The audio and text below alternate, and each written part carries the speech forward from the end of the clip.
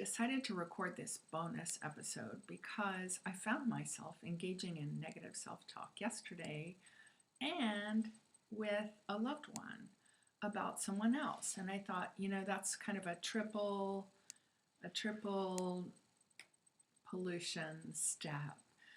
And it brought me back to the reason I included spiritual resources in our Positive Mindset series.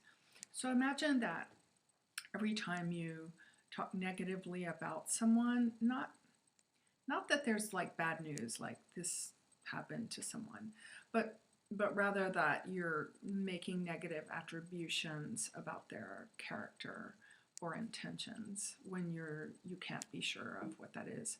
It reflects badly on you. It doesn't feel good to the person you're telling it to, and it creates a sort of negative load on the person that you spoke about. So what do you do about that? Like when you make an error like that and you're trying to train yourself.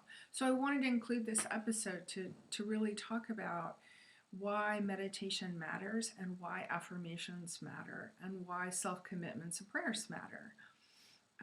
So when we make these little errors and missteps, meditation and prayer are like taking a shower or a bubble bath that sort of washes away or purifies the mind.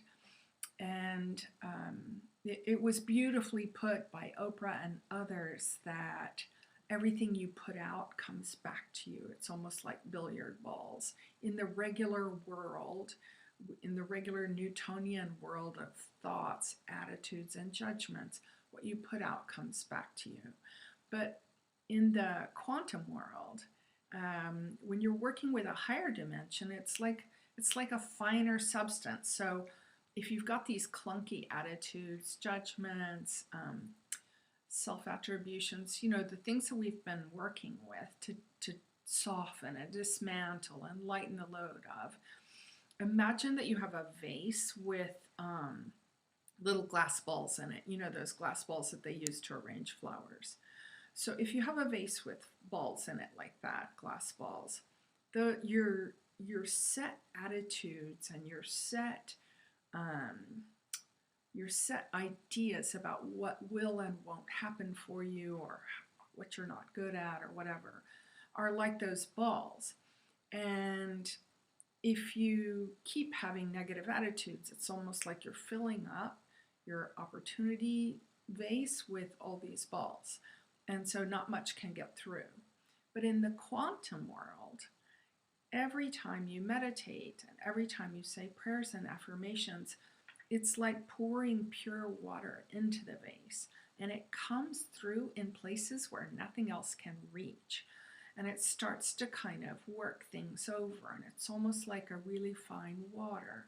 And there's this beautiful saying that water wears down stone. Water is stronger than stone because water wears down stone. So what we want to do is wear down the stones in our head. Sometimes our heads are full of stones. So I've included in the resource section a link to a site, to my website where you can find these resources.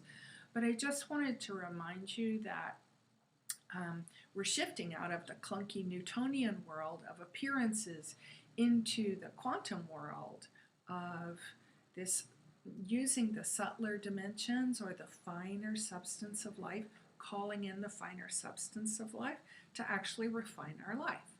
And I'm no master of this, but I'm with you. I'm doing it with you. So I'm just sharing this today as a reminder that the quantum world is with us, the quantum world is all around us, and the kingdom of heaven is a quantum alignment with the sacred.